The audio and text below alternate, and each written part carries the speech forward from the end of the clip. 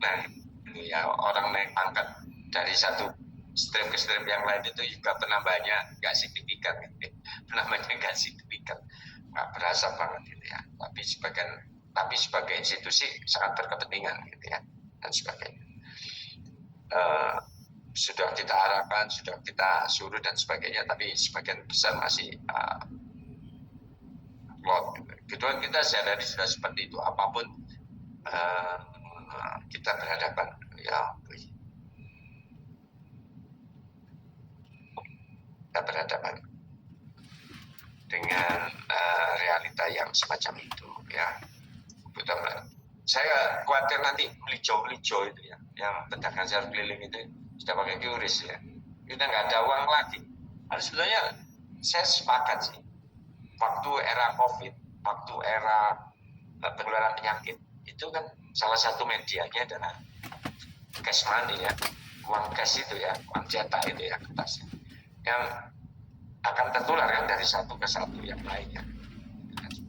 Maka kalau model barcode gitu ya, sehingga nanti ini menjelang lebaran itu anak kecil kemana-mana pakai EDC gitu. EDC tempe pak, bagong,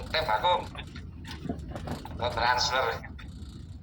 Kalau anak kecil tak boleh bawa HP gitu ya, ya tap aja di EDC-nya masing-masing dan sebagainya. Pasti sih kita sampai pada satu titik yang demikian. Mana-mana sudah bahkan chip di Jepang itu bisa ditanam di gigi kan gitu ya, di gigi, kemudian bisa ditaruh di mana saja kan gitu ya, layarnya di kacamata masing-masing. Data awal Januari 2025 itu sudah 212 juta jiwa ya. 74,6% pemilih telah menggunakan internet. Bayangin ya. Dari 283 penduduk Indonesia, 212 itu sudah menggunakan internet ya. Pengguna aktif di dunia generasi milenial ya, pastilah itu ya. Tadi pagi saya itu kedatangan tamu dari PT Aman Mineral, manajer partnership-nya datang berkunjung di lembaga saya ILG dan ngobrol tentang tambang mineral di mana ini, di Sumbawa Besar ya, KSB kan, Kabupaten Sumba Besar ya. Dia kemudian kita ditunjukkan tentang site apa ini di PT Aman itu, di orang terisolasi. Fasilitasnya memang keren ya, bagus luar biasa. Tapi itu kan cuma sehari, saya pikir sehari 2 hari senang. Tapi kamu mulai seminggu, 2 minggu, 3 minggu, sebulan kamu di sana yang jauh dari mana-mana ya, orang kemudian jadi masalah. Padahal tadi juga diceritakan tentang semua ya, memang basisnya digital semua saya lihat. Tapi kan kalau terus menerus ya di mana-mana yang namanya tambang itu pasti ada impact-nya ya. Tidak hanya impact lingkungan tapi juga impact sosial. Apa itu? Salah satunya katanya adalah adanya kubu-kubu malam Pak ya, ini. Nah, ini yang susah gitu ya. Keluarga jauh yang nggak berkeluarga, jauh keluarga ini kan mungkin di koloninya bisa kesehatan terjaga, tapi bagaimana yang mereka yang tinggal dari luar atau di luar, atau ada yang memilih untuk tetap tinggal di kabupatennya, dia milih di situ karena dia butuh kehidupan gitu ya. Uang mungkin banyak, tapi kalau nggak nyapa orang apa artinya gitu ya. Kamu punya uang tapi nggak bisa beli macam-macam ya, uang itu nanti gitu ya, kecuali memang kamu orang-orang terkecil dan sebagainya. Saya melihat teknologinya pengembangan kan ya, tapi PT Aman ini untuk di Kabupaten Sumba Besar itu akan habis di tahun 2030 itu mineralnya, salah satu adalah tambang emas ya. Nah ini sedang bergeser. Poinnya bukan di situ, tapi Indonesia luar biasa ya, maksud saya ya. Sampai orang mau investasi sebegitunya, saya lihat itu kan kota dalam kota. Kalau Anda pergi ke privat itu negara dalam negara kan gitu. Atau Anda pergi ke Panbil. Panbil itu saya pernah rapat di sana. Atau saya memang kerja sama Panbil. Panbil itu ada sifatnya cetak air, bikin air sendiri, listrik sendiri, ya. Kemudian keamanan betul-betul kayak sebuah ada kebun binatang, ya. Apa ada danaunya, ada betul-betul negara yang unik, yang aneh. Ada orang dari Kementerian Perindustrian dan Perdagangan itu kaget, loh di Batam itu ada kayak gini. Gimana Anda ini yang keluarkan izin untuk kegiatan industri nggak tahu ini kan ironi gitu ya. Indonesia dengan di era yang seperti sekarang. Jadi potensinya Indonesia ini Masya Allah luar biasa dengan kekayaan alamnya ini. Makanya saya selalu bilang Indonesia nggak ada alasan untuk ada orang miskin. Ya, nggak ada orang miskin Indonesia dan sebagainya. Ya. Ya. Nah, tema kita berkaitan dengan literasi digital, yaitu kemampuan untuk mengakses, memahami, membuat, mengkomunikasikan, dan mengevaluasi informasi melalui teknologi yang biasa diterapkan dalam kehidupan ekonomi ya dan kehidupan sosial kita ya. Dan ada banyak hal yang menarik berkaitan dengan literasi digital ini ya. Mungkin sebagian teman sudah memahami membicarakan literasi digital itu berarti membicarakan 4 hal ini ya. Bagaimana cara literasi digital di jalan, maka 4 hal ini harus menjadi program utama untuk mengembangkan literasi digital. Apa yang digital skill? Ya, kemampuan di dalam penguasaan teknologi, digital safety, keamanan dalam digital, digital etika di dalam menggunakan digital, dan digital untuk terbentuknya budaya digital dan bidang kita sehari-hari. Digitalisasi pada waktu pertemuan awal saya dengan saudara, saya juga digital itu kan cuma alat aja. Pada dasarnya manusia itu kalau perlu ya tetap muka, physically, ngomong gitu ya. Kalau digital itu sebagai keunggulan, mestinya universitas top di Indonesia itu mana? UT ya. UT itu lahir kan sudah puluhan tahun, tapi kan tetap ya kalau di overclassnya kan masih kalah dengan kampus-kampus konvensional seperti ini gitu ya.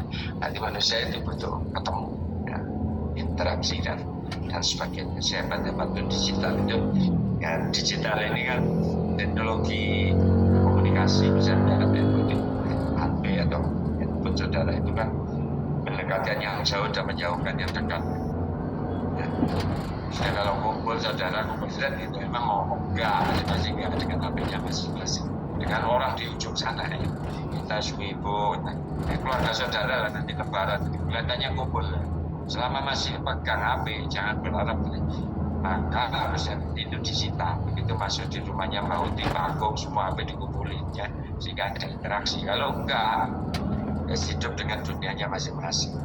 Sudah gitu ya, tahu-tahu gemuk itu aja ya, karena sampai HP-an nangis dan sebagainya. Nanti kita akan bahas masing-masing ya. Dengan alat dengan program ini dijalankan mampu berkontribusi di dalam digital. Ya, jadi oleh sebab itu kita bisnis layanan ya. jual beli mobil bekas. Bagaimana atau sedikit pemahamannya atau nanti kita buka ruang diskusi. Sorry, yang pertama digital skill ya. Sorry, kebalik saya tulisnya. Ini ya. Ini digital skill. Nah, exactly itu safety ya. Kemudian bagaimana strategi OLX Mobi Surabaya? Ya, digital skill. Apa itu? Berkaitan dengan kemampuan individu dalam mengetahui, memahami, dan menggunakan perangkat keras dan perangkat lunak. Ya, seperti saudara saya ini punya kemampuan digital. Tapi ada sebagian besar masyarakat yang belum mempunyai kemampuan digital. Bagaimana kita itu bisa membangun ekosistem dalam kehidupan masyarakat digital jika ya, kecakapan bermedia digital ini tidak kita miliki. Nah, ironi. Betapa banyak program-program dari pemerintah itu gagal hanya karena kemampuan atau kecakapan bermedia digital ini tidak terjadi, ya.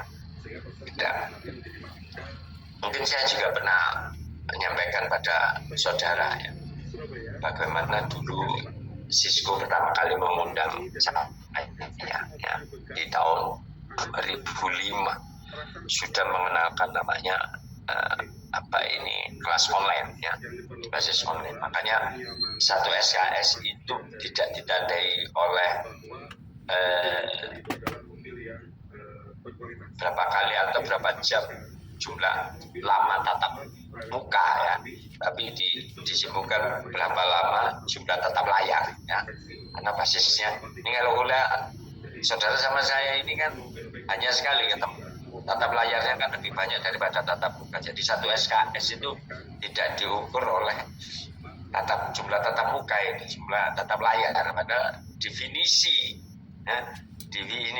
SKS di dalam buku pedoman PBM proses belajar mengajar di S2 MKP itu harus direvisi, ya, harus direvisi.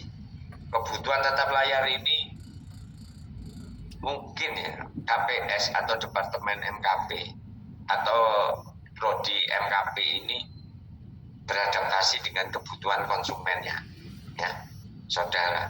Yang sulit kalau untuk harus tatap muka, maka tatap layar. Kalau gitu ganti saja definisi tentang satu SKS, ya, jumlah jam belajar melalui tatap muka, ya, disebutin, ya.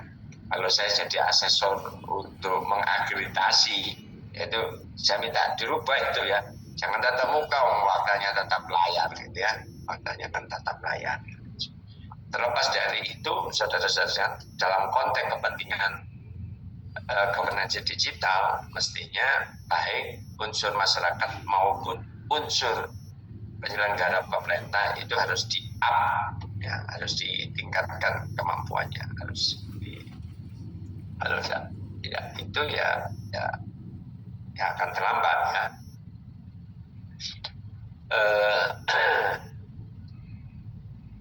Anda kenal negara Myanmar, ya, atau Burma, ya,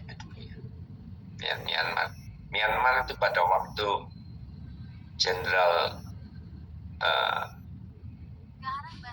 Bin, ya, Bin itu mengudeta sipil, kemudian memimpin pemerintahnya dengan otoritarisme militer.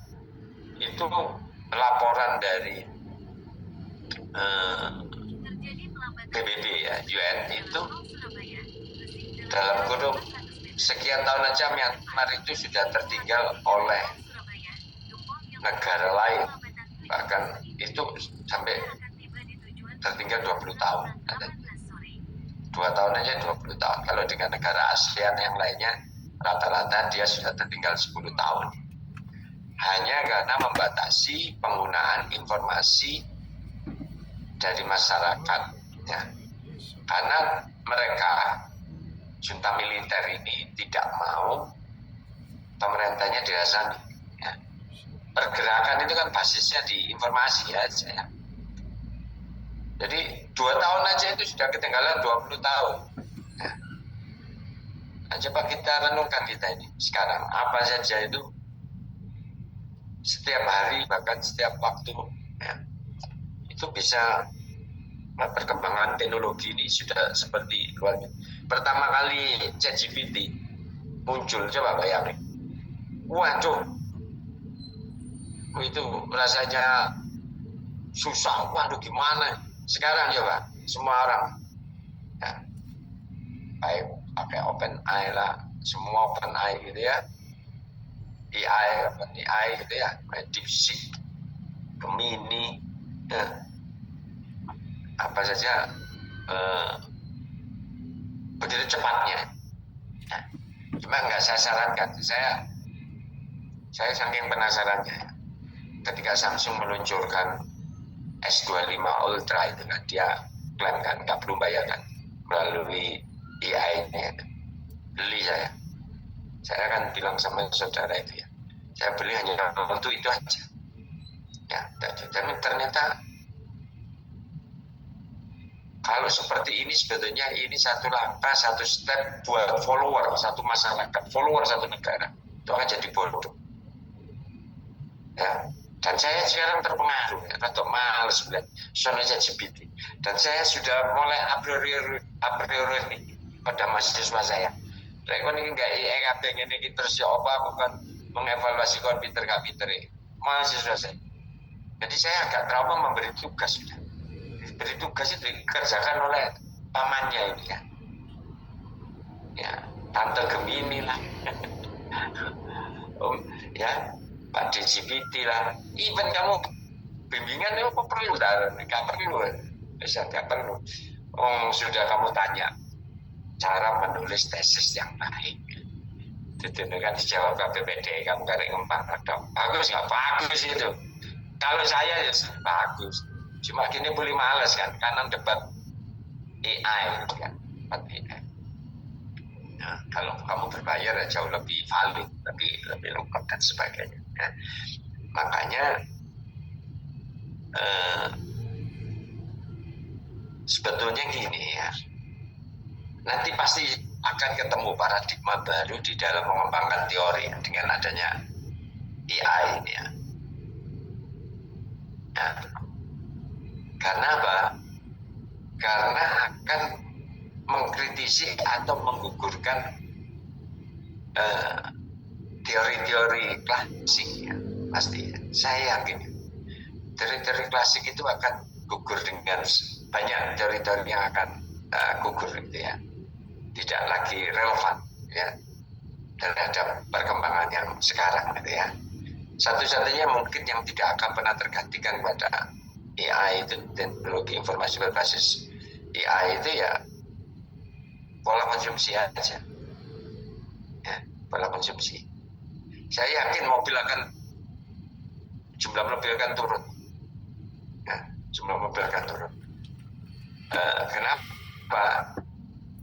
Ya mobil konvensional berbasis bahan bakar minyak ya, mungkin sudah nggak relevan nanti ke depan ya. Dan orang sudah males loh punya mobil ya. Pertama mungkin nanti akan terbatasan sumber energi yang menggerakkan. Dua, sudah berkembangnya, saya yakin akan berkembangnya layanan-layanan taksi-taksi yang mungkin tanpa orang, atau orang lebih nyaman ke sana ya, daripada stres. Seperti saya ini kalau pulang ke Surabaya Barat itu setiap sore itu stres di sini, mulai berangkat stres, mulai stres gitu ya. Ini kan nggak membuat bahagia. Di mobil itu dulu tak kira bahagia, malah nggak bahagia aja ya. Baik kok pakai supir aja ya. Kalau pakai supir ngapain beli mobil ya. Sing ngrasakno supir ya. Sensasi ini dia mau beli saja nyetir ya, terus kayak supir terus pada gitu ya, kosnya kan sama aja kalau spend melalui pakai Grab gitu dan sebagainya. Menurut saya ya. Nah ini kelihatan aja ya Pak Eko malas bayar supir ya dan sebagainya. Jadi pengetahuan dasar tentang digital ini harus menjadi sebuah keniscayaan, termasuk di anak kecil. Kemarin kebetulan saya jalan sama cucu saya, umur baru 5 tahun di bulan Februari kemarin. Terus minta sama saya ajak jalan ke PTC karena mau buka bersama sama utinya, sama ayah dan ayahnya dia, anak saya ya, dan mantu saya. Janjian ini. Jadi saya bawa mobil sendiri, anak laki saya bawa mobil sendiri, mantu saya bawa mobil sendiri. Ya, iki ya oprek wong sak omahe iso bawa mobil dhewe ketemu nang mall. Di rumah enggak pernah ketemu ngantuk, beli Pokoknya bukan di situ, tapi di cucu saya. Saya diajak, Kung, ke time zone. Loh, Dek, kamu itu tahu tak time zone? Tahu lah, Kung.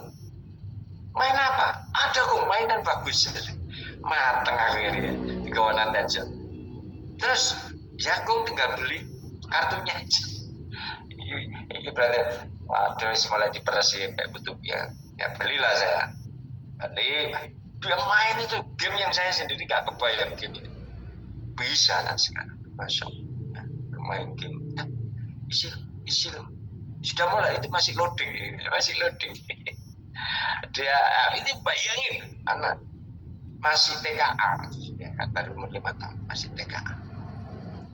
Jadi namanya game. Padahal di rumah dia itu kena peraturan boleh buka tab, nggak boleh HP. Tab itu hanya saya belikan dulu memang hadiah waktu itu tab khusus tab game, dan hanya boleh dibuka di hari Kamis dan hari Minggu, nggak tiap hari. Itu pun ada durasi jamnya dan dia bisa menguasai permainan game. Nah, maksud saya, wah, anak sekarang ini ya mungkin beda sama kita. Saya dulu aja bisa bahasa Inggris, father, mother itu SMP, ya. Anak sekarang, ya, mulai PAUD itu bahasa Inggris. Karena seorang Muslim, hadis, apalah nanti semuanya sih. Ini ada banget ngalang-ngalang yang bagus. Ajar hadis, ya. Hadis yang luar biasa. Nah, ini menunjukkan gini, kualitas anak Indonesia, kualitas manusia ini sudah dibangun oleh kemampuan baik verbalnya, motoriknya, ya, dan sebagainya.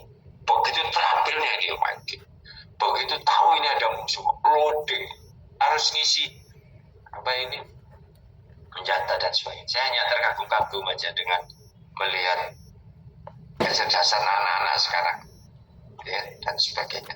Nah, ini menunjukkan saudara kita ini mungkin sudah generasi terlambat, ya. Anak-anak sampean itu jauh lebih canggih mungkin di dalam menguasai laptop, ya. Sampean bisa laptop mungkin ya zaman mahasiswa, ya. Anak sekarang kan udah seperti itu. Nah, ini menunjukkan digital skill. Kita itu harus inline lah dengan perkembangan dunia sekarang. Kemarin kebetulan saya jadi moderator debat calon rektor. Nonton nggak kalian ya? Nggak pernah ngikuti ya calon rektor UNER. Saya kemudian jadi moderatornya.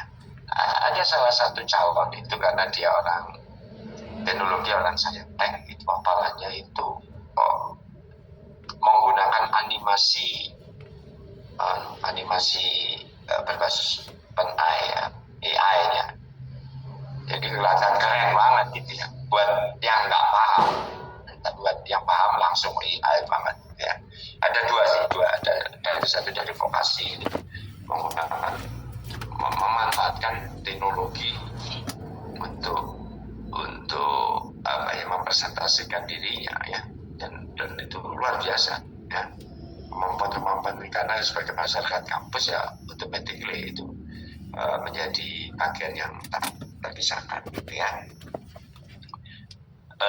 Cuma problemnya adalah seberapa banyak ruang-ruang publik atau ruang-ruang pendidikan, penyelenggaraan proses pembelajaran itu memberikan proses edukasi terhadap masyarakat di dalam menyerap perkembangan teknologi.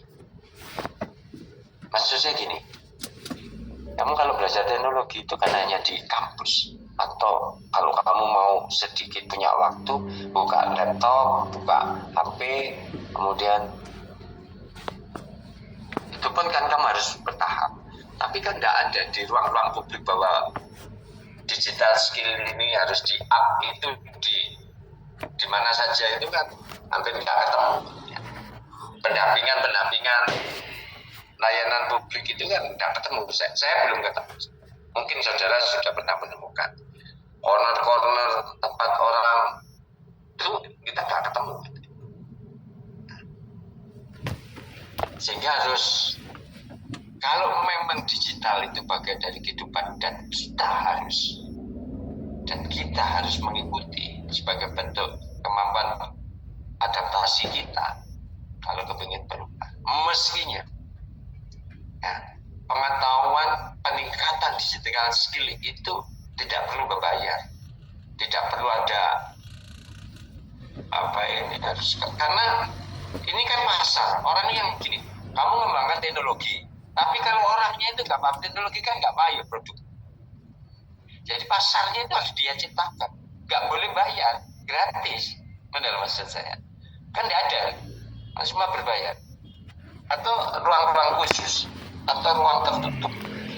Harusnya pasarnya itu diciptakan oleh pengembang teknologi itu sendiri, supaya barangnya terjual. Kalau kita punya kemampuan kan automatically mau beli produk, sampai mau mengembangkan iPhone 16, mau mengembangkan S25 Ultra, tapi orang nggak paham tentang itu, karena penting produk saja. Itu yang ditulis, yang dilakukan oleh Bill Gates sebagai filantropi. Dia menginvestasikan hartanya di akhir tahun 79 ya. Jadi akhir tahun 70-an ya, menjelang 80, untuk memberikan subsidi kepada atau memberikan bantuan kepada penanganan anak-anak kecil supaya bebas dari polio. Kan ditanya, Anda itu menginvestasikan sekian triliun, kalau Bang Indonesia itu untuk polio itu kan nggak nyambung dengan Anda mengatakan apa kata Bill Gates. Karena mereka itulah yang nanti akan menikmati teknologi saya dan yang membeli teknologi saya. Jadi pasar itu harus diciptakan. Nah, jadi buat saudara-saudara, mana yang harus terbayar dan harus ada kontabilisasi atau kompensasi, mana yang harus diberikan, itu harus dimakan. Jadi mestinya para operator seluler itu menyelenggarakan kursus-kursus gratis, tim pendamping gratis, ya di mana-mana. Ini kan malah enggak ya, saya agak kecewa ya. Saya di salah satu operator itu malah gerai-gerainya itu ditutup, ya digabungkan untuk kepentingan efisiensi. Nah, pasar kan kamu yang ciptakan mestinya supaya orang beli HP baru, kok malah gerai kamu tutup itu apa? Untuk konsultasi itu. Itu kan nggak nyambung kalau di dunia ekonomi ya dan sebagainya. Nah, ini isu pertama, artinya kemudahan di dalam meningkatkan kemampuan digital yang diselenggarakan, yang diberikan oleh pemerintah itu tidak inline. Jadi maksud saya kan gitu, pemerintah itu menyuruh SPBE, sistem pembayaran elektronik, tapi proses edukasi masyarakat itu nggak masif, itu loh maksud saya. Harusnya kan masif, harusnya kan gratis terus menerus, kan gitu. Membangun itu kan harus diciptakan itu supaya SPBU jalan, gitu ya. Kalau enggak kan percuma. Ya. Nah itu berkaitan dengan salah satu problem digital skill. Isu berkaitan dengan digital skill ini di dalam pemerintah atau pemerintahan daerah adalah kebijakan yang mendukung ya, kemampuan masyarakat untuk meningkatkan dalam hal penguasaan digital itu relatif minim. Menurut saya relatif minim. Kurikulum yang dikembangkan baik SD, SMP, SMA misalnya sebagai kelompok dasar dalam penguasaan digital jarang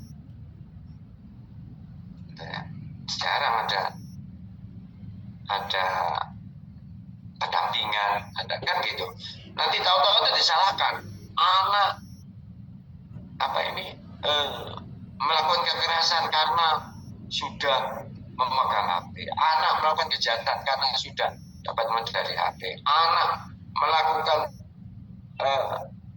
seksualitas yang buruk karena ada. Tapi kan tidak ada ya, ruang-ruang publik yang mengajarkan tentang digital skill. Nah, yang nanti berkaitan dengan etik dan sebagainya, himbauan Orang Indonesia diimbau semakin untuk dilanggar. Peraturan dibuat yang untuk dilanggar. Boleh percaya boleh enggak? Sampai tahu stopan lampu merah, kuning, hijau. Apa kamu kira kamu kalau kuning itu persyaratan berhenti? Ingin tahu saya? Begitu kuning, makanya dulu begitu kan dulu sempat ada angka ya traffic light itu kan ada angka. Itu malah bater-bateran menjelang 3 sekian detik masih ono kesempatan. Ya Pak bayang, mana pelajarannya hijau jalan, merah berhenti, kuning persiapan untuk berhenti. Tapi faktanya dilarang injak rumput, malah diinjak. Full merah, belum masuk tol. Keresli, penasarannya bangsa ini itu luar biasa. Itu dapat apa itu di belakang? Pintu khusus karyawan. Ya kabel Roti. Makanya sampai adalah istilah lewat pintu belakang. Anehnya bangga. Yang sarung dari Mas Yudi. Contoh cari SIM. Nggak dapat. Roti. Roti. Kuning gak main. Buang nggak? Tiap hari Bisa Jumat lewat dapat tinggi. roti. Buang nggak? Curang itu banget. Anak belum cukup umur, belum bisa dapat SIM, tapi dapat SIM dengan mencuri umur. Dengan bangganya dia, aku es duwe. Ya, bagus. Jatuh bangga. Itu yang membuat. Aku tak screenshot tok. Nah, ini salah satu isu. Mungkin ada yang mau diskusikan berkaitan dengan kebijakan kita di dalam mendukung kecakapan bermedia digital. Oh no. Tapi puter balik gak iso. Ya nanti kalau Mas sudah pulang, aku pulang, yo kamu tak jemput. Tidak ada ya, semua everything is okay ya. Faktanya demikian ya. Itu belum ada ruang-ruang publik yang bebas. Ya, yang kita itu bisa masuk. Aku mau tidur. Apalagi nanti kalau sudah biometrik. Sekarang kan face recognition itu kan sudah ini ya. Kan waktu saya panitia PINAS itu atau forum rektor itu, karena kebetulan saya pernah jadi sekjen forum rektor. Awalah sakit-sakitan. Itu konferensinya itu sudah pakai FR semua. Ya, supaya absen itu kan gampang ya dan sebagainya. Ya kan boleh tanggung jawab. Tapi kan belum semua ya, belum semua sistem penyelenggara berbasis face recognition ya. Oke, baik. Kalau sudah meningkat kemampuan digitalnya, mampu menguasai semua orang tuane iku ya apa? fitur yang ada di dalam sebuah aplikasi yang dikembangkan dan sebagainya. Loh, Hal yang karena perlu aku tiap hari diperhatikan nyopain digital safety ini ya. Mungkin kita semua sering mau pelatihan gak berkaitan mau dengan sama aku. safety ini, kemampuan dalam mengenali, mempolakan, menerapkan, menganalisis, menimbang, menjadikan kesadaran perlindungan data pribadi dan keamanan digital dalam kehidupan sehari-hari. Ini. Iya, tak kapokane menilai gede. Kalau kamu misalnya sebelumnya nggak punya HP, begitu punya HP, punya uang, langsung beli HP yang sebetulnya itu ada syarat dan ketentuan berlaku. Saya sarankan sebetulnya orang yang nggak punya HP atau punya HP pertama kali itu harusnya beli yang monokrom, yang analog. Ya. Kenapa? Untuk membangun chemistry. Duduk. Wah, telat Pak. Langsung aja seri terbaru. Nggak pernah punya HP, begitu HP langsung beli iPhone 15 atau 16 atau Ultra. Tak jamin geblak. Wah, karena nggak tahu banyak itu. Ayam satu ekor aku. Gegeran mesti anaknya. Gegeran ke bapaknya. Apa ya? Kadang-kadang ya susah. Ya, ada. Belum lagi masalah orang pasti itu nanti kamu dapat satu saat itu saya dapat laporan di email saya ada upaya ya aku tak goreng pembobolan makanya kan sering ya, ada juga pernah ngalamin pembobolan ada upaya paksa untuk masuk di email saudara. Bayang, kalau email ini sudah kena, hanya persoalan waktu aja, uang kita itu pindah tempat. Karena tempat konfirmasinya di email. Ya kan, tempat konfirmasinya itu di email. Nah, atau konfirmasinya di apa ini di SIM card. Ya, physically SIM card. Nah, Tak kirim gambar Google Map ngono digital safety ini menurut saya ada peluang kalau kamu jadi cracker atau hacker atau jadi penjahat. Ini ada peluang Iki lho 11 menit ono. untuk bisa orang yang menghindari email Lah wong abang jinggrang tapi kok dia ngono. menggunakan SIM card Ono untuk dua membobol. kecelakaan. Biasanya autentifikasinya kan Mau habis pintu lewat, masuk sama SMS ya. tengah-tengah Kalau nggak itu WA. ada lagi, ada dua. Tapi sekarang orang kan nggak mau lewat email kadang lupa password kan macam-macam lewat Aku itulah. mau puter Tapi balik. sekarang ada potensi itu gampang melalui apa? Kalau lewat SIM. Lah aku puter balik terus ngopi. Cloning. Enggak. Salam.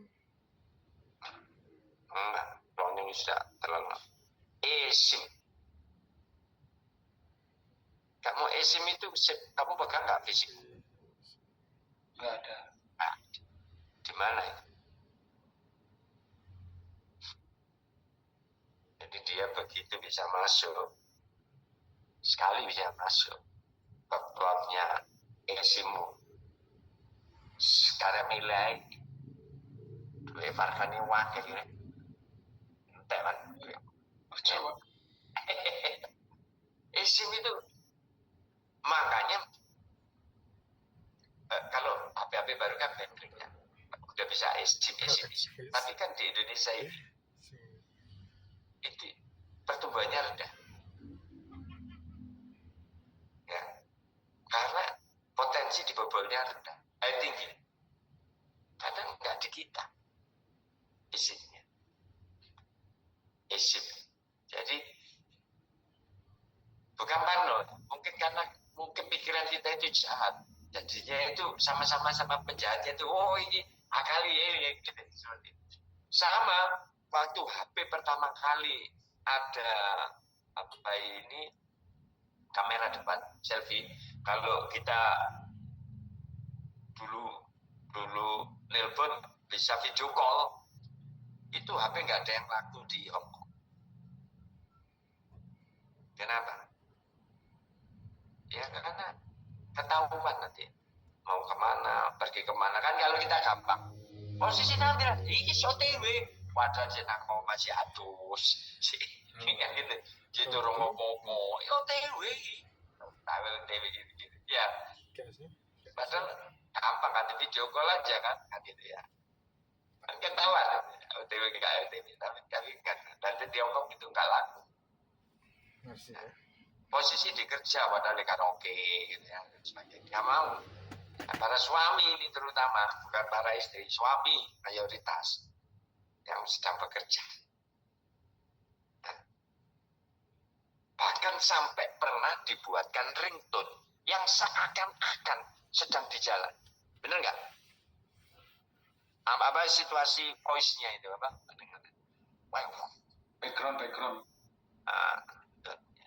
Background. Bayangin. Itu kan berarti anak pikiran jahat. Apa maksudnya? Lingkungan kita itu menciptakan. Jadi apa ini dibuat untuk diakali dalam manusia. Manusia itu konon kan katanya manusia itu kan separuh iblis. Iya kan? Mesti ada the dark side-nya. Ya, sisi gelapnya dari saudara. Kalau nggak muncul itu karena faktor maturity, kematangan saudara saja. Nggak memunculkan the dark side itu karena aku masalah ini sekali saya kan jadi itu. Tapi kan kita punya sisi gelap kita yang ingin kita explore. Kalau saya punya kemampuan IT yang tinggi, maksudnya kalau kepingin iseng ngerjainnya, gitu ya, kerjain. Kan gitu, gimana saya latihan menguji kemampuan kalau saya nggak harus menghadapi hal-hal yang luar, kan gitu. Kan perlu sparring partner untuk mengasah keahlian kita. Jadi itu sudah kodrat. Ini info dari Pak Taeker. Gimana cara mengasah kemampuan itu? Kalau nggak dicoba, ingin tahu saya, coba. Nah, itu ya. Jadi ini seperti buah simalakam, saudara-saudara sekalian. Makanya kalau punya uang, ojo kumpul di satu tempat, banknya. Ya, diajarnya sudah susah sih. Saya kumpul satu tempat, sekali dibobol hilang. Mungkin bank, satu-satu bank, jenis bank. Yang kecil dibobol itu ya BPR, dalam bidang teknologi. Tapi dibobol, fraud, pengelolaan bodoh aja. Tapi di bidang teknologi, bank perkreditan rakyat itu loh ya, bank kecil itu basis teknologinya kan gak kuat. Kemungkinan dibobolnya kecil, cuma dibobol sama pengelolanya ya. Kode kayak bocor ya, masuk mulut buaya, menghindar mulut buaya masuk mulut singa, dan sebagainya. Supaya repot ya, karena kejahatan dan kebaikan dan kejahatan itu berjalan seiring, berjalan seiring. Semakin canggih teknologi kita, ya semakin canggih penjahatnya. Semakin canggih penjahatnya. Karena ya tadi mengasah. Oh bikin gini, dulik terus sampai wah kelemahannya di sini, baknya di sini guys. Gitu. Itu wes ciri khas. Makanya ada bawang merah dan bawang putih. Ya. Itu sudah suatu manusia ya, dan sebagainya. Nah, gimana caranya kita ini? Saya tidak berani menjamin bahwa kita harus mempunyai kemampuan aman dalam bermedia digital. How-nya itu pertanyaan saya. How? Bagaimana? Ya, karena kalau masih maga-maga, nanggung-nanggung, ya wes tergantung provider atau tergantung pengembangnya saja. Kita terus percayakan saja. Orang sampai kalau download aplikasi kan mesti ada pertanyaan. Diizinkan nggak? Begitu diizinkan, begitu mengakses galeri saudara. Tanpa sadar kan kita itu kadang juga men-screenshot email, meng-screenshot untuk disimpan gitu ya, password, men-screenshot m-banking kita, men-screenshot apa benar. Padahal kan sudah declare. Pasrah lah. Jadi digital safety ini ditambahi fatalisme, kepasrahan, ya dan sebagainya.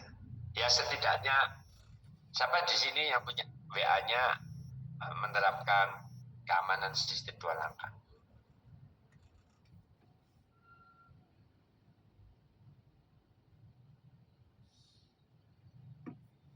Kalau pakai WA lama nanti kan ditanya langkah keamanan verifikasi masuk ke WA. Ada nggak sedang pakai itu enggak? Ya, bagaimana? Sudah Pak Eko. Ya minimal punya digital safety. Ya, meskipun sudah dienkripsi, kita masih tetap harus memperhatikan itu. Ya. Oke. Ada pertanyaan untuk poin kedua ini?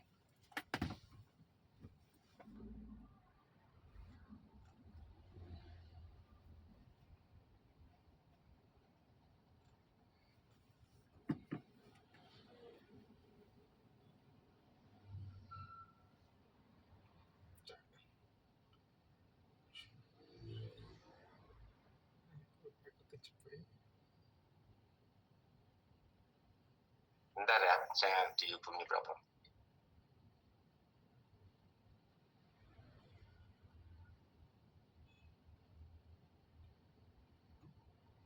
Belum masih tahu.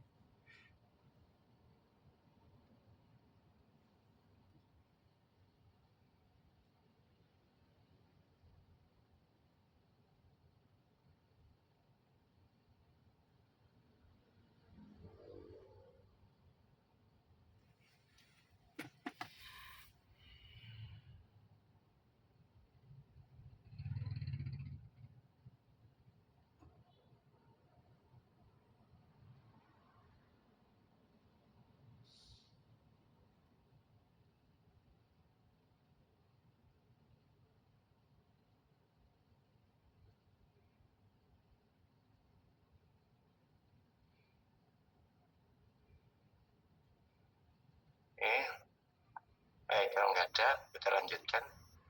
Nah, ini digital etik ini problem terbesar kita. Ya. Kemampuan individu dalam menyadari, mencontohkan, menyesuaikan diri, merasionalkan, mempertimbangkan dan mengembangkan tata kelola etika berinternet dalam kehidupan sehari-hari. Ini problem di kita, digital etik. Ya kan?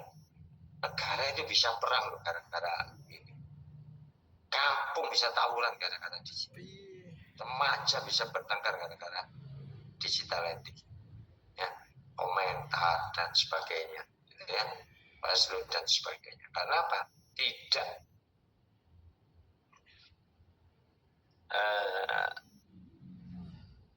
diterapkan filter-filter di dalam memahami konten. Iya kan? Ini kan yang problem kita terbesar. Ini mungkin perlu diteliti tentang sejauh mana peran pemerintah, kebijakan pemerintah di dalam membangun digital etik di kalangan masyarakat. Sebenarnya kalau kamu mau teliti paling simpel itu ya ini. Respondennya kita semua ini. Ada nggak merasa kita itu terfasilitasi, terjaga? Kalau di Indonesia ini kan ada undang-undang ITE ya, untuk menjaga mewujudkan digital etik ini. Tapi kan udah jadi isu politis, ya kan? Berkaitan dengan digital etik ini atau undang-undang ITE itu ya. Nah, jadi isu politis. Orang kita itu pagi hari itu, kalau grup kita itu banyak namanya ucapan selamat pagi itu, mungkin 60-70% kabeh jam sampai. Ya. Kalau sudah ada ya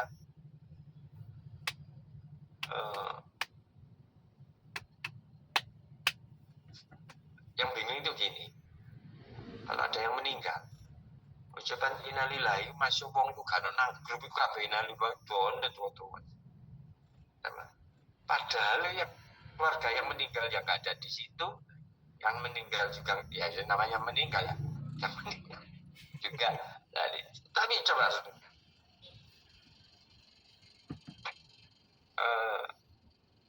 seperti merasa bersalah kalau nggak ikut berdoa ikut kan gitu ya, ada perasaan bersalah gitu ya. Jadi melaporkan kepada, seakan-akan melaporkan kepada grup, pimpinan grup jauh lebih penting pada doanya pada Tuhan kan gitu ya. Apalagi kan cuma copy paste emoticonnya toh. Tapi kan nggak pernah baca langsung mendoakan ya Allah, ya Tuhan ampunilah dosa saudara, kan enggak. Yang penting nulis innalillahi sing diwaca-waca. Terus itu kan kehilangan esensinya sebetulnya. Esensi itu berempati maunya kan gitu ya, berempati. Tapi esensi itunya malah enggak dilakukan. Ya, coba kamu perhatikan aja kalau tidak mengucapkannya pada Tuhan, tapi melaporkannya kepada anggota grup. Nah, kalau dia sudah berempati dan sebagainya. Itu yang pertama. Tapi juga ada etik yang negatif, yaitu ketika menyudutkan, menyerang, mempermalukan, menghina, menurunkan, ya, mendowngrade pihak lain. Nah, ini juga kena etika. Sebetulnya etika yang semacam ini, kalau saya boleh saran, nggak bisa dihukum, jangan dihukum. Nah, tapi kan tidak banyak orang kena. Loh, kalau nggak dihukum kan tambah sadis, baik kan gitu ya. Kalau saran saya dengan adanya AI ini, setiap statement yang mengandung unsur itu otomatis nggak bisa. Jadi Anda menyusun kalimat yang sifatnya tidak memberi atau menghina itu. Kalau saya bayangkannya sistem aja yang dengan tadi apa? AI ini sistem yang mana kata-kata yang sifatnya itu yang nggak bisa terupload. Nah, jadi orang dipaksa oleh statement-statement yang positif. Kan itu. Perkataan umpatan, perkataan hinaan, perkataan yang itu kalau saya jadi pengembang aplikasi mungkin saya akan menerapkan sistem itu. Sehingga yang ada itu sistemnya positif aja. Ya. Karena apa? Karena digital etik ini menyangkut karakter orang. Orang itu kalau sudah, waduh jempolnya ini sampai makanya ada iklan sampai jempolnya besar. Jempolnya ini kalau sehari aja belum, ya, netizen ini belum hujat, yang nggak disenangi itu rasanya itu seperti sayur tanpa garam itu.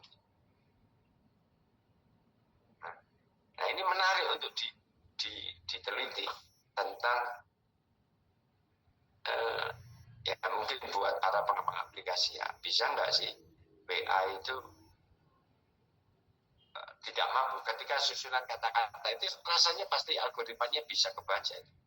Susunan kata-kata yang bersifat menghina itu automatically bisa sama dengan apa ya, kita itu kan sering juga memasukkan kata-kata yang tereject tersendiri gitu ya.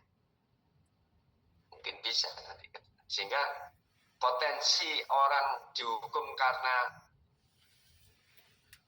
ketikan ini kan lebih banyak pada sensasi.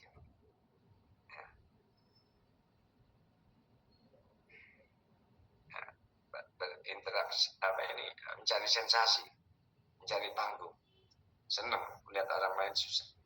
Padahal itu nggak menguntungkan di dalam konteks. Pada dasarnya manusia itu senang dipuji. Ya. Kalau kritik itu oke saya. Maksud saya itu mengumpat, itu nggak memungkinkan di situ. Di pilihan kata. Ini sekarang ada budaya baru yang kemudian menjadi biasa. Apa itu kata-kata apa? Anjir. Oh pesireng. Ada mahasiswa tanya pertanyaannya itu koncone ngilono koncone anjir ngene ditakon iki opo sih? Coba penerimaan kita pada kata-kata itu loh. Wenteng ya kan? Itu kan mempolairkan menyopankan kata anjing ya.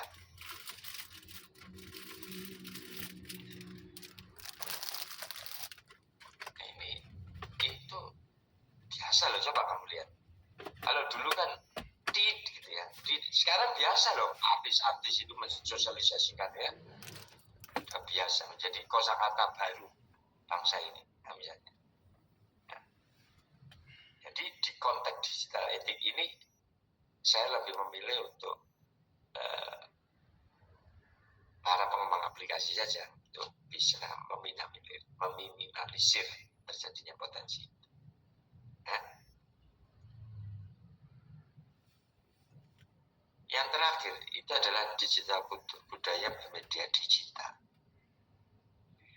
Digital kultur merupakan kemampuan dalam membaca, menguraikan, membiasakan, memeriksa, dan membangun wawasan bacaan dilepasnya dengan tengah-tengah dan kita cari kemampuan. Kita itu harus berbasis ini kan kalau di Indonesia dalam konteks SPBI kita ya. Saya sepakat sebenarnya ya.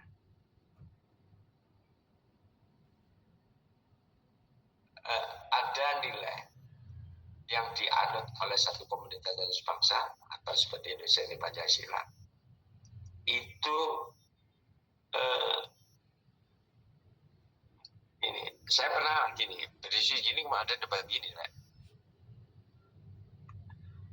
Pak itu sama dengan menghapus demokratisasi, menjadikan ideologi sebagai biasa orang bisikan gitu ya. Loh, kamu membatasi orang yang mengajak kamu baik itu juga termasuk anti demokrasi. Nah, esensi ini kamu maksa kita jadi nggak baik, mengkritisi, itu ya kamu nggak demokratis. Jadi kalau saya masuk di jalur membawa berpikiran positif, karena gini, memuji itu, kalau orang itu kan ada sukanya nanti orang yang berbaik sama saya, masa saya tega untuk kan gitu ya, daripada wah sudah bapak mati lah ya kan gitu. Kan lebih baik kita itu baik sama orang lain baik. Nah, makanya guru itu pinter gitu, guru itu ya. Kalau ada orang tua ngambil rapat anaknya itu gak pinter, bodoh. Guru ini kan gak ngomong waktu ngambil, bu, gimana sih rahasianya kok punya anak jadi kok punya anak bodoh banget, itu kan gak mungkin gitu. Ya, mesti menggunakan kata conditional. If sebenarnya anak ibu ini pintar, cuma mungkin kurang latihan, itu kan kata ganti bodoh saja. Iya kan kondisional kan, kasus saja nih kalau itu pintar, berarti kan gak pintar ya jadi, kan sebenarnya ibu ini pintar,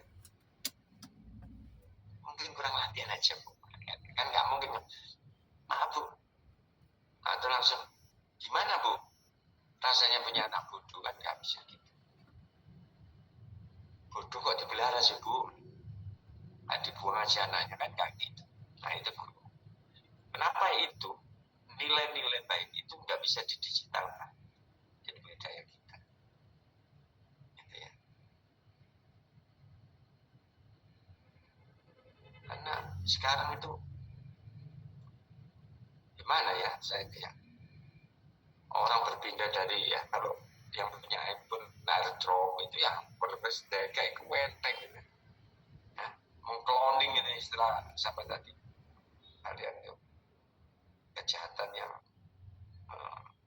sangat riskan. Tapi terlepas dari itu semua, kehidupan kita itu sudah berbasis digital. Ya.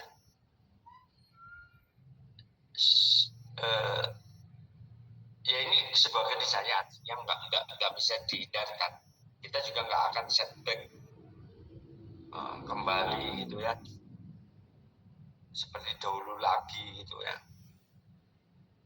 atau menjadi manusia Flintstone gitu ya, manusia di zaman itu hanya kerinduan sesaat. Yang namanya rindu itu kan sesaat. Setelah itu ya kembali pada realita. Nah, realitanya seperti apa? Nah. Jadi betul-betul kita itu lahir ya, kamu proses kelahiran, proses dulu mau bayi mau lahir aja, kalau di USG itu wah, sekarang semua sudah bisa diprediksi dan sebagainya. Saya satu-satu nonton film apa ya, drama Korea. Jadi gini ternyata, di salah satu kerajaan Seoul di mana ini di Korea Selatan itu, sang permaisuri ketika kepingin punya anak itu dihitung kapan terjadinya proses peak pembuahan. Jadi di era masa dia menstruasi tambahkan 15 dihitung. Kalau anak laki itu hari ke-7 dihitung. Jadi raja ketika mau menggauli permaisuri itu gak kayak orang pengantinnya, dihitung dan dijaga jam berapa harus memulainya, disampaikan oleh para dendeng yang betul. Ini saatnya. Iya, tapi itu berlangsung puluhan tahun karena targetnya hanya untuk sang putra, untuk melahirkan pangeran, putra mahkota dan sebagainya. Nah,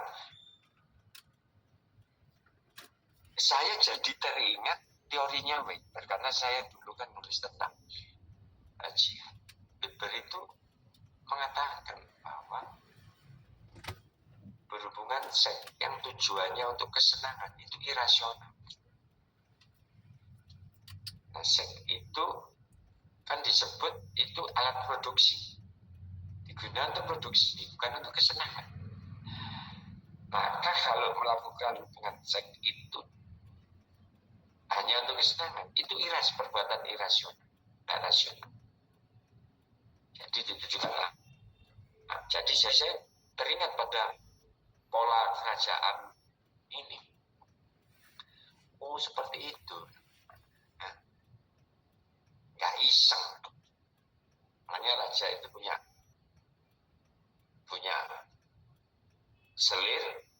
punya permaisuri, punya selir, punya dayang istimewa. Nah, dayang istimewa itu grade-nya belum selir.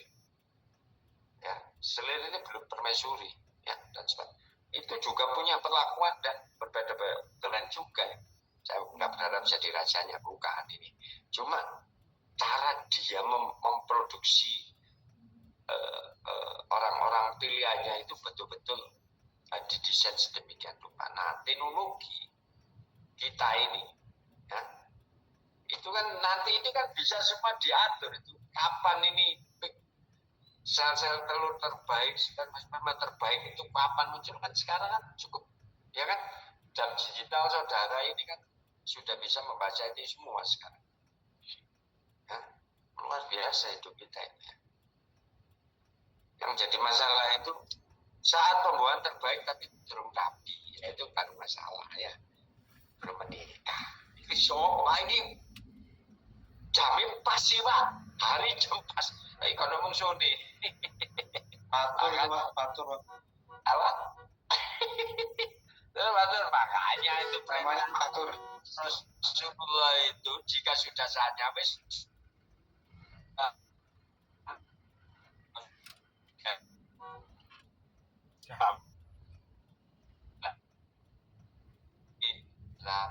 drama kota ini kadang-kadang pelan-pelan ini ya, orang Indonesia pelan-pelan asal selamat ya. Jangan takut rezeki Allah, rezeki itu datang mengikuti kehidupan gitu. Nah, ini boleh konsultasi perjodohan kayak clear boleh apa itu ya. Jadi kultur budaya kita ini sudah luar biasa. Nah, suatu saat ini saya mau cerita sedikit. Saya itu pernah mendatangkan namanya Pak Faisal, mungkin sekarang udah bukan lagi, sedang enggak sih, pasti enggak. Namanya Pak Faisal, ini Direktur Human Capitalnya Telkom. Itu tahun 2009-2010 datangkan untuk memberi pembekalan kepada para mahasiswa. Kebetulan saya moderatori sendiri. Pak Faisal ini cerita ini tahun 2009. Rumah saya itu baik kok, semua sudah berbasis digital. Masuk rumah itu sangat efisien rumah saya. Kalau ada orang lampu nyala, kalau nggak ada semua ada lampu, semua itu digerakkan oleh digital, masa semua digital dan sebagainya. Nyalakan TV itu tinggal ngomong, comment voice-nya itu semua jalan. Ya. Karena saya juga pernah punya HP Motorola, ya, saya beli tahun 2005. Saya beli tahun 2002 kalau nggak salah itu ya. Motorola itu sudah bisa nyimpen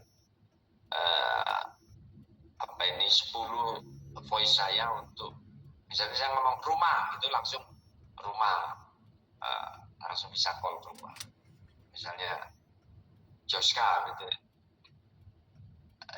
istri saya nggak mau gunakan kata yang kumpul wakil muncul dulu sing di Pak, saya pusing nggak saya simpen itu sayangku mati di Pak wakil muncul suara di cewek mati nggak punya. Kemudian Pak Faisal, tapi tahu nggak konsekuensinya Pak? Apa Pak? Karena semua digital semua itu, istri saya jadi gemuk. Kok bisa? Bulan gelap Pak. Semua basisnya digital, semua main perintah dari jauh, TV nyala jauh, lampu nyala jauh, semua nggak ada nombor, nggak ada gerak nombor. Kalau sekarang kan kita nombor, datang, remote, nyari remote, ya di remote kan gerak. Kalau dia nggak semua di satu genggam. Nah, manusia kemudian nggak. Nah, jadi sudah sebetulnya manusia itu kodratnya ya gerak. Kamu boleh percaya nggak, digital ini mager gitu. Kenapa banyak anak obesitas? Kenapa banyak anak sejak kecil itu kemudian berkacamata minus tebal dan sebagainya? Iya kan? Karena mager sejak kecil di depan layar digital. Jadi budaya digital ini ada set efek. Nah, kamu bisa meneliti tentang kebijakan pemerintah mereduksi atau mengurangi dampak negatif budaya digital. Apa yang dilakukan pemerintah? Contoh misalnya, saya sangat sepakat dan sangat setuju ketika ada pengumuman anak siswa SD dilarang pakai HP, ya, nah, itu salah satu bentuk kebijakan pemerintah mereduksi, mengurangi impact negatif dari budaya digital. Itu menarik, ya. Berkaitan dengan persepsi masyarakat atau nilai publik terhadap kebijakan pemerintah mereduksi impact atau mereduksi dampak budaya digital. Menarik. Kalau apa pandangan masyarakat terhadap larangan-larangan? Jadi pilihan katanya ini kan ada kebijakan, kan gitu. Belum dampaknya, belum nilai publik, belum persepsi masyarakat terhadap itu. Bagaimana pandangan? Riset mengambil studi wis lulus wis, gak usah suwe-suwe ini temais muncul. Itu apa sih larangan itu? Terus ini juga gimana meminta itu keluarga-keluarga di dalam meminta kebijakan, sikap keluarga terhadap larangan ber-HP di alasannya gini, ada orang tua kan nggak ada HP nanti kalau ada apa-apa nggak bisa menghubungi, nggak bisa kan gitu pasti. Terutama di sekolah ya, sekolah ini kan bisa melapor loh Bu Amir, anak-anak belum dijemput, ya bisa. Oh no, alasan itu saja nih, karena kedua orang tuanya sibuk daripada naik rewel, wes kayak HP beres, kasih beres. Nah, itu salah satu bentuk budaya suap yang ada di dalam keluarga. Pantesan di Indonesia itu suap raja rela, karena suap itu adalah bagian dari kehidupan kita sehari. Nah itu beberapa tema yang mungkin bisa kamu angkat, bisa kamu kembangkan untuk menjadi bahan tesis saudara. Sampai sini ada pertanyaan?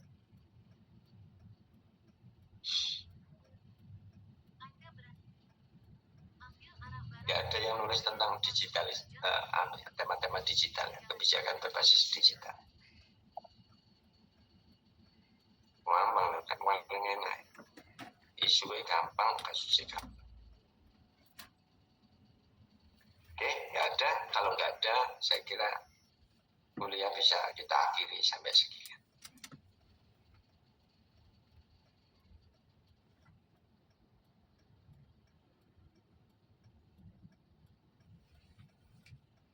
Ya nggak ada. Nah, kalau nggak ada gini sekarang, kan nanti tidak ada nih UTS saya. Ya, bentuk UTS saudara itu dalam bentuk tugas. Nah, tugasnya ini nanti dikumpulin sebagai pengganti nilai UTS saudara. Apa tugasnya? Tugasnya saudara-saudara sekalian, pertama, ya, catatan enggak? Siap tak? Iya Pak. Ada. Satu, pertama, identifikasi kebijakan-kebijakan pemerintah apa saja yang menyangkut 4 bentuk literasi digital tadi.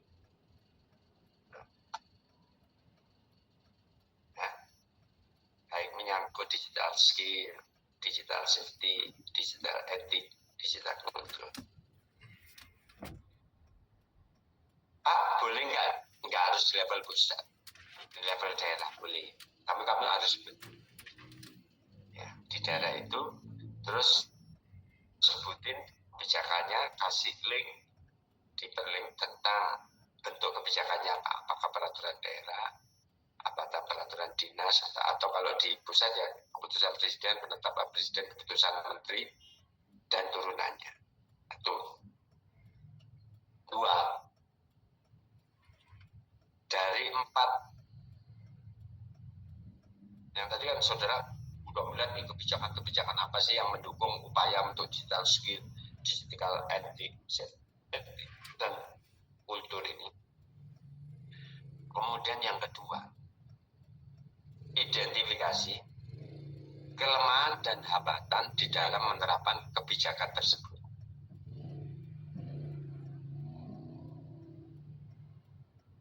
Identifikasi kelemahan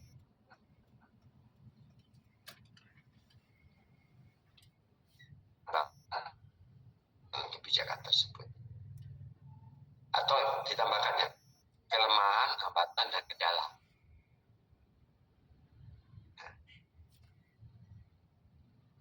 Oh, Bapak beda nih. Hambatan baik kendala itu.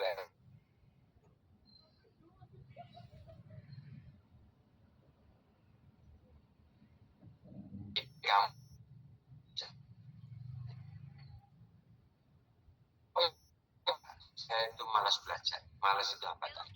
Kenapa yang rendah? Iya Pak, dosennya karena masuk. Jadi faktor dosen nggak masuk, faktor dosen nggak enak jelas, no, buku perpustakaannya kurang, itu kendala eksternal. Jadi itu bedanya hambatan dan kendala. Kalau kelemahan, dia telonai ciri-ciri. Kalau kelemahan ya sesuatu yang nggak tercapai, sesuatu yang kelemahannya ini sulit untuk diterapkan. Ya. Jadi kamu lihat kebijakan itu kelemahan, hambatan, dan kendalanya.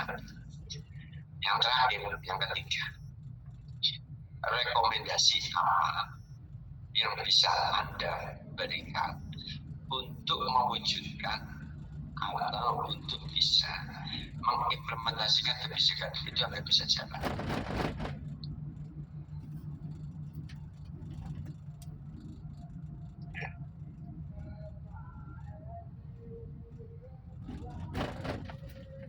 Nah, setiap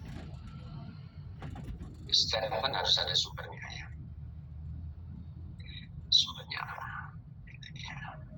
Di dalam menulis laporan itu ada perpustakaannya, dan sebagainya. Kapan dikumpulkan itu? Saat selesai akhir mata kuliah ini. Ya, kapan dikumpulkannya? Nanti dikumpulkan ketua kelas Pak Elis yang silakan dikirim ke kumpulan tugas apa ini sebelum UTS ya, UTS saja mata kuliah ini. Baik Pak Eko.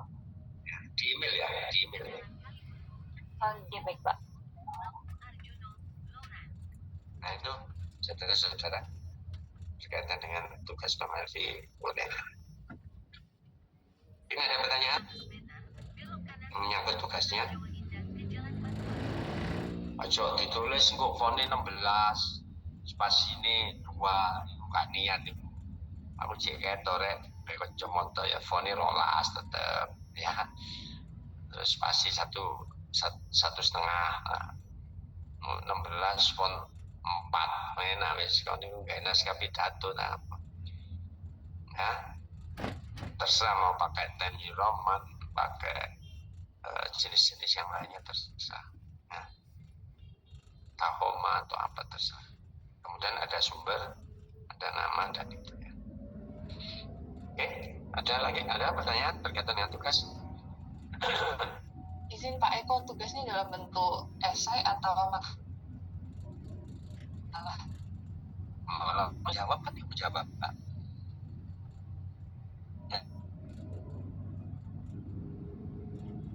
Ya, isi ya dijawab ya pertanyaan. Menjawab pertanyaan itu kan setiap pertanyaan tadi itu yang pertama kan kebijakan di masing-masing itu penting kebijakan ini nyangkut apa dan sebagainya ya kan gitu aja. Terus menjawab pertanyaan nggak usah tebel-tebel dan saya yakin juga nggak tebel gitu ya, jadi nggak usah tebel gitu ya. 10 halaman itu sapi ya. Tapi ya juga tipis-tipis 1 halaman itu gak jawab itu kan ya sewajarnya lah ya. 7 halaman 7 halaman itu cover nomor 1, nomor 2 daftar isi kepustakaan ini 3 halaman, tadi jawabanmu merong halaman.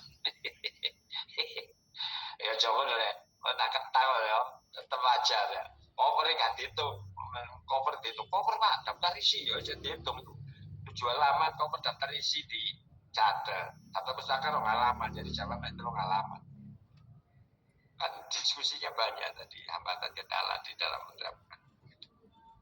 Boleh di masing-masing daerah sama saya, kalau ada daerah yang saya senang kan memperkaya saya untuk ada kebijakan ini ya di daerah ini ya keren ya. Bagus. Oke, ada lagi Mbak? Cukup ya? Baik, kalau cukup saya kira pertemuan bisa saya akhiri sampai sekian. Suara saya sudah semakin serak ya, semakin kayak Frank Sinatra ini ya. Selamat yang berpuasa, selamat berbuka. Semoga puasa kita diterima Allah SWT. Assalamualaikum. Wis gorengane wis nyepak. Iki kuliah mek ngelirik teh. Terima kasih untuk semuanya ya. Salam sehat. Assalamualaikum warahmatullahi wabarakatuh. Terima kasih Bu. Terima kasih, Pak. Pak. Sama-sama.